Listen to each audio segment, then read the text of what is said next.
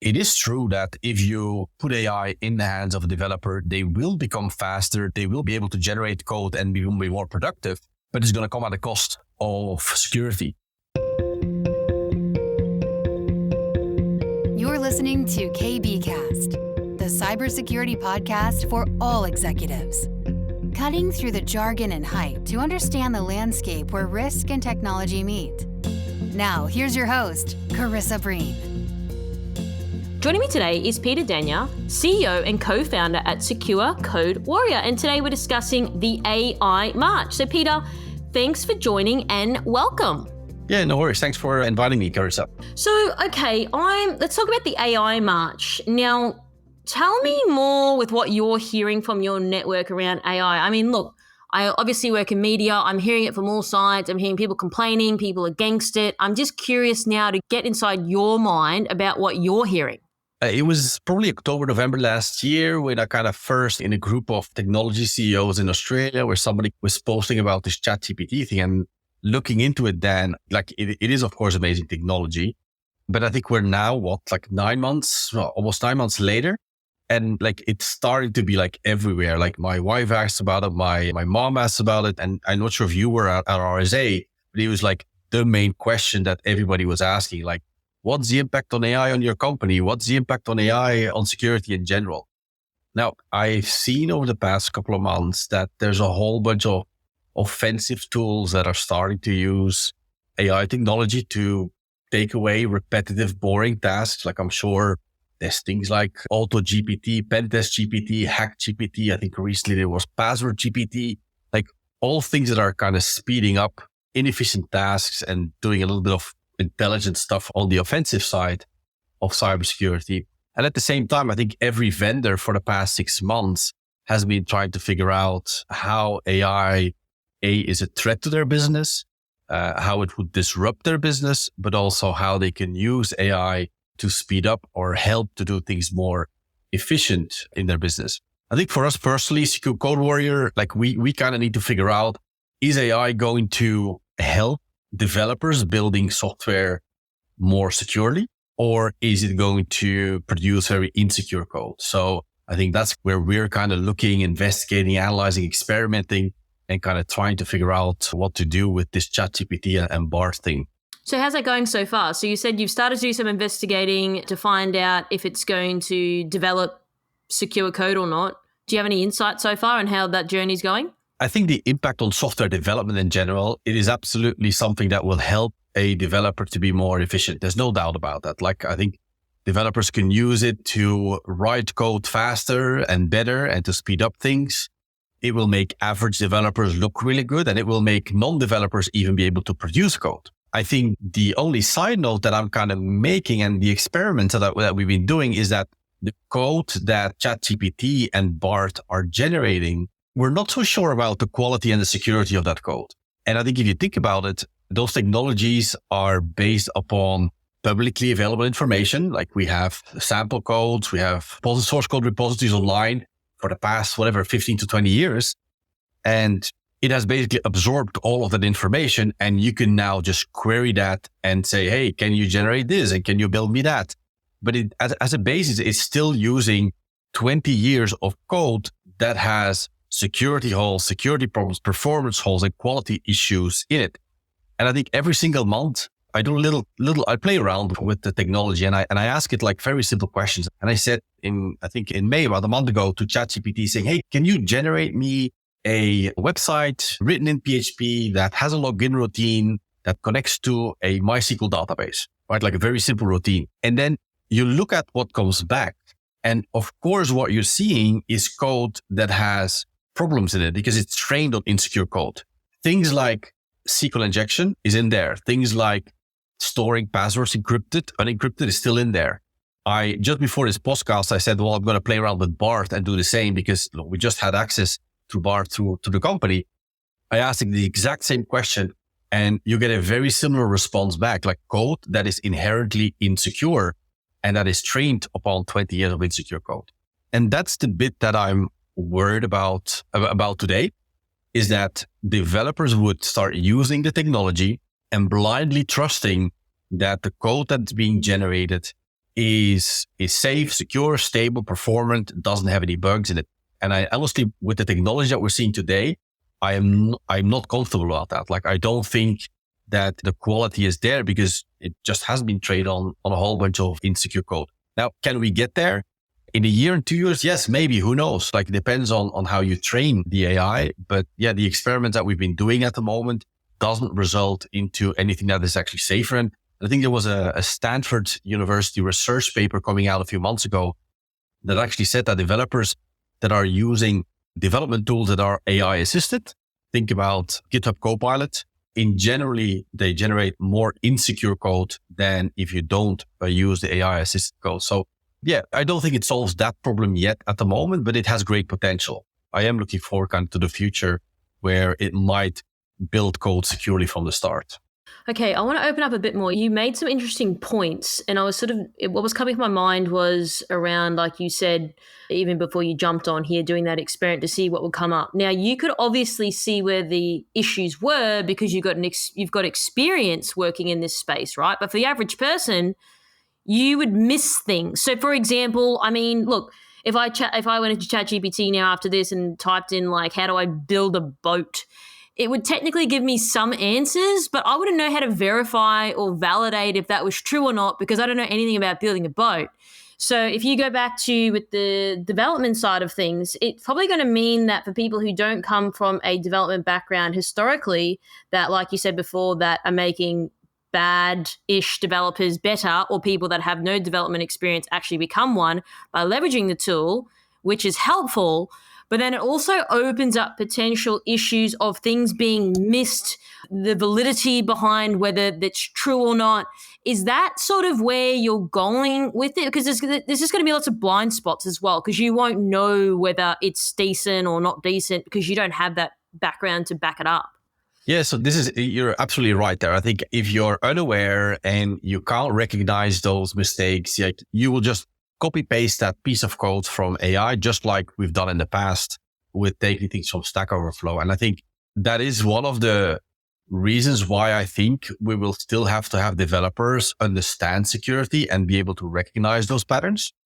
But I also think we can use AI to figure out whether AI has generated code, because I think my first question to ChatGPT was around, hey, can you generate this piece of code? And it came back insecure. And then I continued interacting with the AI and I said, hey, like, I think your sample that you've just given has some security holes in it. Can you find them for me? And guess what? It actually said, oh, absolutely. Sorry. That piece of code that I generated had problems in it. Maybe here is a better sample, and it kind of started correcting itself. A non-aware security developer, they shouldn't be able to ask that question. Like, AI should do it by default, right? It should by default try to generate code that is insecure. But at the moment, we can use technology to check the technology to then figure out, is this secure? So I think that kind of gives me a little bit of hope that with multiple iterations of doing the same thing, we will get to an output that is secure. But at the moment, I think it's not. And I think at the moment, we still need to have developers understanding about basic security vulnerabilities that have been around for 20 years, because else the danger is that we are going to blindly trust whatever the thing is generating. And I don't think that's a good idea at this point in time. Would you envision that people are just going to, so think about the new wave of developers, or think about someone that's got no development experience. It's like, all right, well, I'm just going to give this a go. Now I've got a tool that can help me do something that perhaps I don't really know how to do at a fundamental level. Are you sort of worried that we're going to be building things that aren't secure, or building a rickety type of system or tool because, again, perhaps someone that has the right intention but doesn't have all the right sort of knowledge to, validate whether that code is secure or not? Does that worry you? It does, because I think, as we kind of all know, like, everything in the world is turning into software, right? Or cars or water systems or energy systems. And everybody is starting to write more and more software. And people that don't have any formal training in software development, they can now generate and deploy code very easily, very quickly. And so I think that's only, like, AI is only going to accelerate that. People that are data analysts, they already write code now. Well, they're going to start writing code more and better and faster with AI, assisted by AI. And of course, that is going to make us have more and more developers around the world and more people developing software and deploying software. And the danger is that all of that software will still have those security holes in it that we've been seeing for the last 20 years. That's kind of the negative side about things. On the positive side, I think we can start building in, or we should start building in AI into code deployment tools, into code repository tools, so that it gets automatically checked for security holes. And I think there have been open source projects now that are using ChatGPT to start finding flaws in code automatically. And I hope we start building that into the GitHubs, the Bitbuckets, the GitLabs of the world, so that whenever somebody is building code or uploading code, that it automatically gets checked and that it gets flagged to the end user. Hey, there's a problem here and you shouldn't be doing this. So I think it has a dangerous side, but it also has a positive side that it will become cheaper and faster to find problems in code. Yeah, no, I totally hear your point. And I think it's something that in my field in media or journalism, there's a lot of people saying like, oh no, like ChatGPT is going to take away jobs. Well, I think it's going to do the heavy lifting. I don't think it's going to be purely redundant, because there's certain things like you and I having this discussion today that my knowledge on a topic, I can't necessarily extract that from ChatGPT, or my experience from working in a company 10 years ago, for example. So I think maybe people have this theory in their mind that AI is just going to take over the world. And like you sort of said at the start, the AI march. And I think people think that it's a click of your fingers and then the job's done, but you're still going to need, whether it's in writing journalism or if it's developing code, it will require a human to oversee what's happening to make sure the code is secure. There may be the extra 20% that needs to be manually done by someone. So do you think that maybe the commentary in the market sort of just stems from maybe media outlets writing these articles that this AI march is going to be here and we're all not going to have a job, and that's the end of it?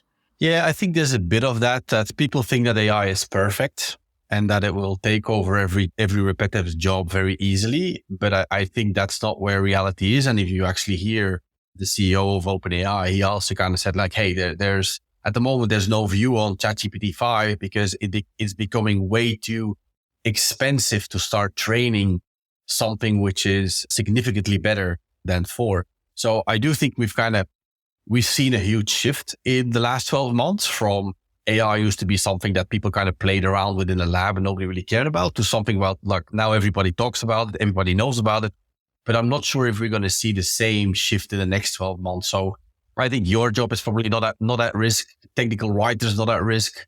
I think it's just going to make people quicker and go faster and more efficient, but it's not going to replace software developers. It's not going to replace security analysts. It's not going to replace security testers. I think it's just going to make the job of those people a bit easier to go faster and be more efficient, but we will still need oversight, I think, from humans to check things. And yeah, that's kind of happening there.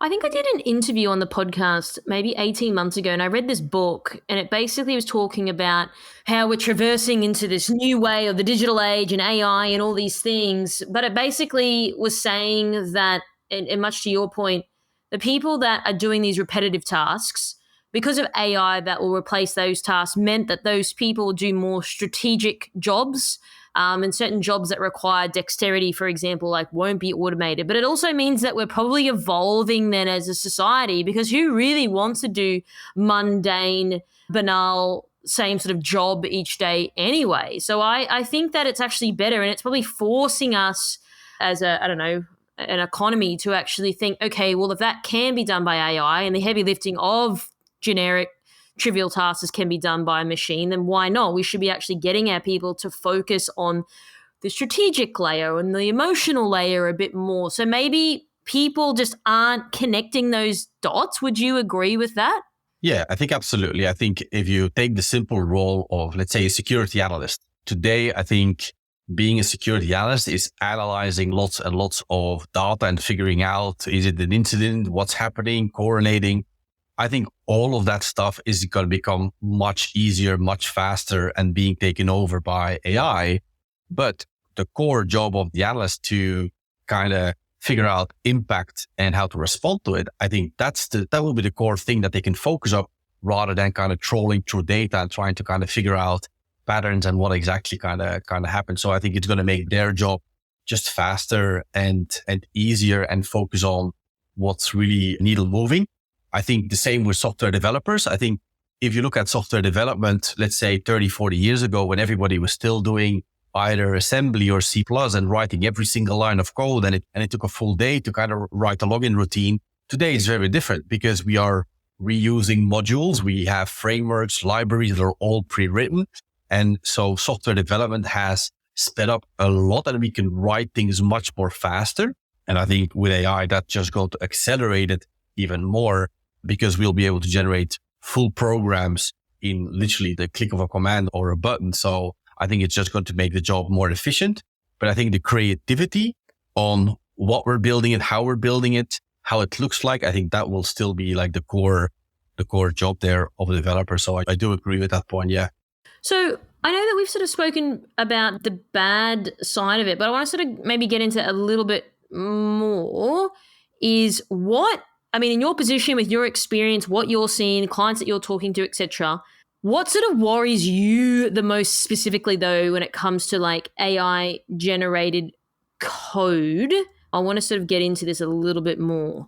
So I think me personally, in my role as CEO, and this is not specific to code, but like I'm most worried about that the attacks, the ransomware, the way on how to trick people is going to get so advanced that it's very difficult to not get trapped. Like a good example, I think today, like anyone who joins a company gets a text message, gets an SMS saying, "This is Pieter, your CEO. Can you please kind of get me a voucher for Amazon?" And everybody is trained that that's kind of bad and they should react to it. But imagine tomorrow that you get a video where you see my face and you hear my voice and that says the exact same thing. And I'm like, how can you start trusting digital communication, both audio and video, even today? Because all of that can be faked, can be replicated. And it doesn't have to be recorded, even live. It can just put an overlay, put your face on it and be like you speaking live, fake.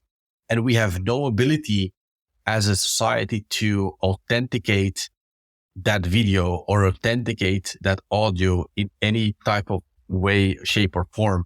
And that means that some of these attacks that are happening today with ransomware, with phishing, all that kind of stuff is just going to get more scary, more advanced and more realistic. That's what that has me worried, because I don't think we have a solution for that. I don't think that anyone today can verify the authenticity of a person that's recorded on video and figure out, well, is that really that person or is that kind of fake audio or fake video? And that's something I think we hope we will figure out really quickly, because that is scary. From a coding perspective, like we've seen, I think Westpac last week announced that they are basically using AI across the organization now to generate code. That honestly scares me a little bit as well, because I hope they will have the right security controls in place to make sure that they check the code that the AI has generated there.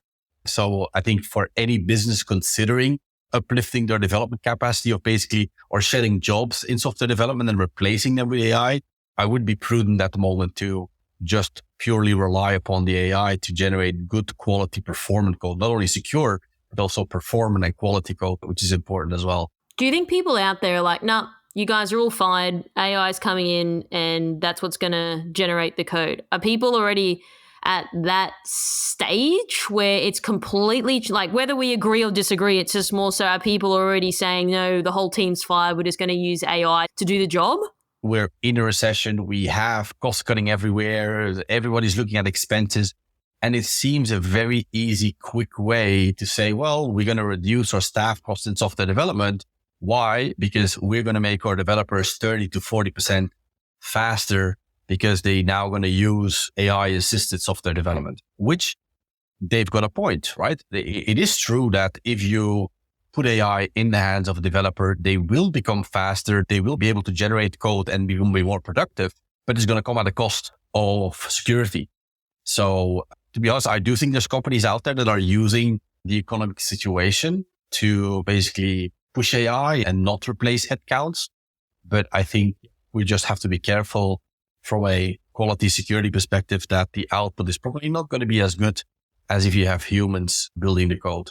So just so hypothetically, there's a company out there, they're like, look, I had to cut some people, I had to cut, John and Dave, whatever, they're our developers. Now they're using AI to generate their code, fine. But what happened, but they don't have any money to potentially check it. So what happens if people aren't checking it now? They're like, oh, okay, well, I'm sure it's fine because I got other things to worry about. What do you think happens then? What are we dealing with?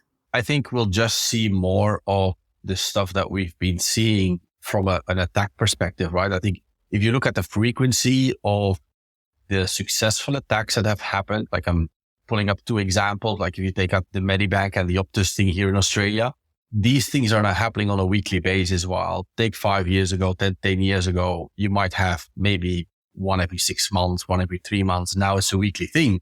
If Medibank would start using AI to generate APIs to power their platform, I think they will run into more of those situations than they would have if they don't. So it is a scary thought to replace developers with AI at this point in time. And that's also like we as a company are not going in that direction. Like we're embracing AI, we're trying to use it, but it's just going to make my developer more efficient, but it's not going to kind of replace them because I think we're not there yet.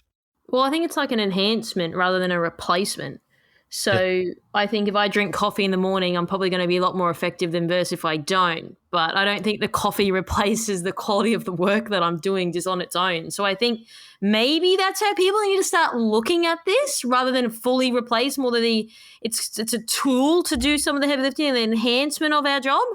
That's what I think as well. Like I at the moment I see it and it's like the spell checker, right? And I know it's way more advanced than the spell checker, but spell checking and all the plugins we have for our Google Docs and Words for our emails, the only thing it's done, it made me write a better email faster, right? It didn't replace email writing for me. It basically made me help writing emails faster and better. And it was assisted by a tool. And I think that's the same with AI for software development. It will do that. It will allow us to kind of build things faster and better, but it's not going to replace the developer. So going back to the concerns that you raised before, do you think people are aware of these concerns? Because, I mean, look, I speak to people multiple times a week on this show. It's probably different people coming on the show, but when they're telling me about what they're hearing, it's like people say they understand and are aware, but then they're not really because their actions sort of speak differently. So I'm just curious to get your thoughts on that. The generative AI hasn't been in the public hands long enough to really know all its strengths and all its flaws, right? I think if you ask the average person that heard about ChatGPT on the news, they will think it is like magic and it will do everything that you ask them. And I think I thought about that like as well, like in November last year when I first played around with like this thing could generate summaries for me, emails for me. It could like do a lot. And I thought it was really magic. But I think once you start diving into, well, is it generating a correct information, right? And I think people started to realize that now that, hey, that this ChatGPT thing is sometimes making up facts that are very convincing and it doesn't really exist. And sometimes it's actually generating things that are completely false. I think we've seen examples where it's made up open source libraries in code that didn't exist. And I think it's slowly coming that people starting to realize like, hey, this is maybe not the magic bullet yet that we all were excited about 6 or 7 months ago. And I think it just needs a little bit more testing time, experience, more good stories of what it can do and more bad stories, what it's kind of not good at. And I think it's just the life cycle of every type of technology, right? Like something new comes out, everyone's excited about it, but we need to kind of learn what are its strengths, what are its weaknesses, and can we figure out how to fix those weaknesses over the next period? So do you think as we traverse now into the second part of the year, and you know you mentioned before that the CEO came out and said, look, it's going to be very expensive. So obviously there might be a while away to see a next iteration of this. But do you think that it's going to be like people are going to be aware of what they are accepting versus what they're not accepting. Like, because I think at the end of the day, you're right. There's people that say that they care about this stuff, but then they kind of don't then at the same time. And then other things absorb their world. Other things are sort of happening. So then I guess that they lose their focus on this. I'm just trying to understand like what's going to happen as we move forward. Will we see improvements? Or in terms of like the code and if it's, if it's valid or not valid, like you said, there was people making up facts. Is there going to be a way forward for this? Or is it something that when the hype dies down, people won't be focused as much on this?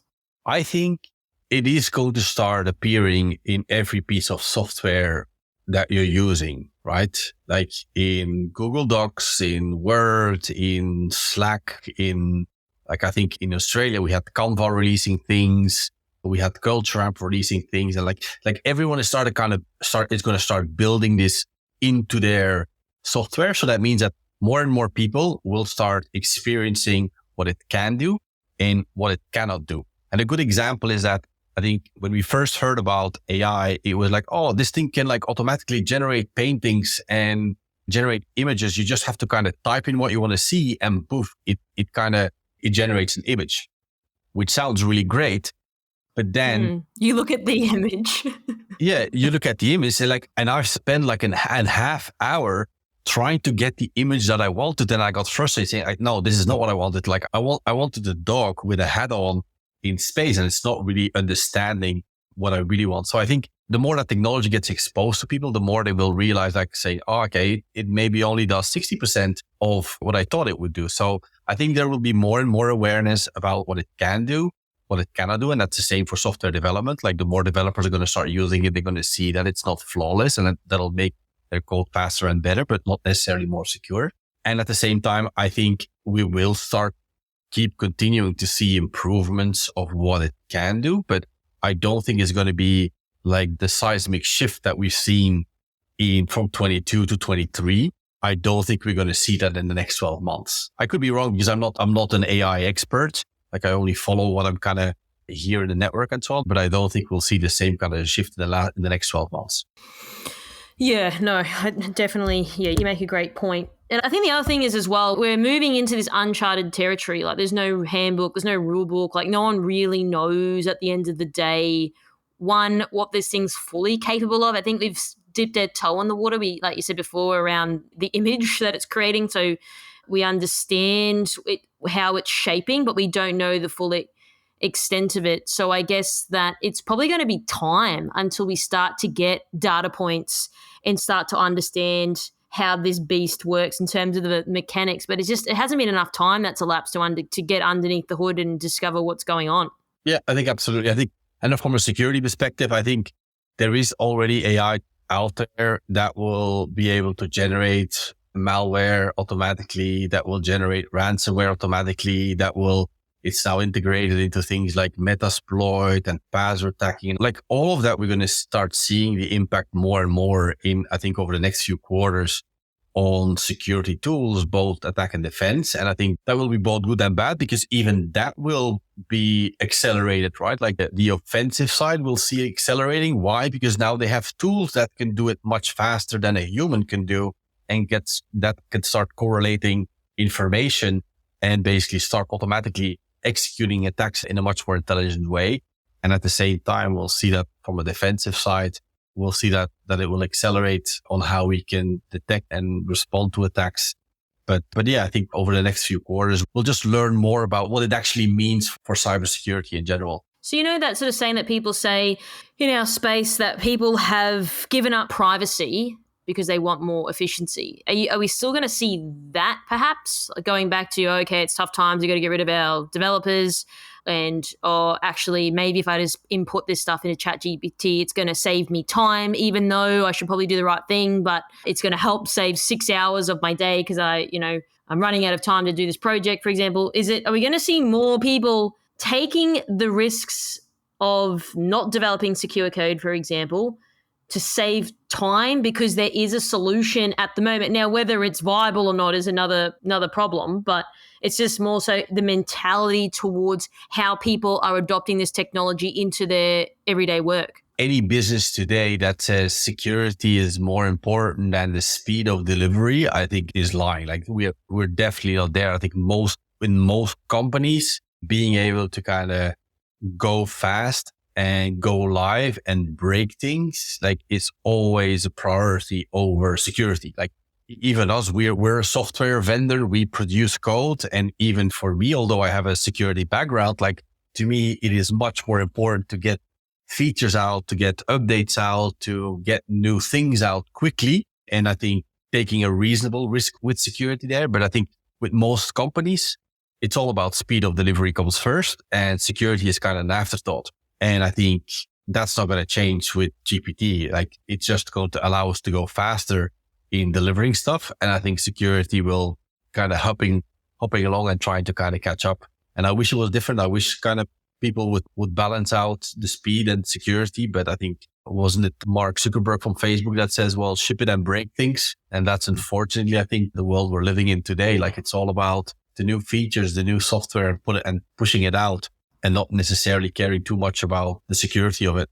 Do you think security will ever catch up though? Or do you think we're always just going to be lagging behind like for the rest of our life? I sincerely hope that we'll get to a stage where the software that is running on our cars and door locks and air conditioning systems at a certain point in time is going to be like cyber attacks are going to so penetrate not only enterprises, but our personal lives, that I think there's going to be a much bigger push on making sure that vendors are delivering secure software. And I think you can already start seeing glimpses of that in the US, where the American president basically starts saying, well, hey, based upon these colonial pipe attacks that happened, anyone that is supplying software to the government, you need to start demonstrating that you've carefully thought about security and supply chain security. So from a compliance perspective, it's going to start coming, like it's going to push that being pushed out to people that are developing software, that the security component of it is going to become really important. And I think in the past, I've kind of made the analogy with children toys, right? Like in take 60, 70 years ago, we were probably kind of selling toys on the market that had dangerous parts in, that had poisonous parts in. And at a certain point in time, there were accidents happening so frequently that we started to put a safety system in place for toys, where all those toys needs to be validated, checked for compliance, make sure that they don't have any poisonous things, that they don't have any little pieces in, and they get stamped saying this is good for children from 0 to 3, from 3 to 8. And I think we're just going in the same direction with software. And I think we should go in that same direction for software, that if you're as a consumer, you buy a device in your house or something that runs software, that it's actually there's a quality stamp there, or there's something that says, hey, we've taken reasonable steps to assure that the software on this device is secure. And I think we're not there yet, but I think looking what's happening in the US, I think other countries are going to follow. And I think it's just the next logical step that people that are responsible for building devices and software, they will need to care more about how to deliver it securely. And I think that then probably the balance between the speed of pushing out things and the security, I think will probably slowly shift in the right direction. Well, as I always say, time will tell.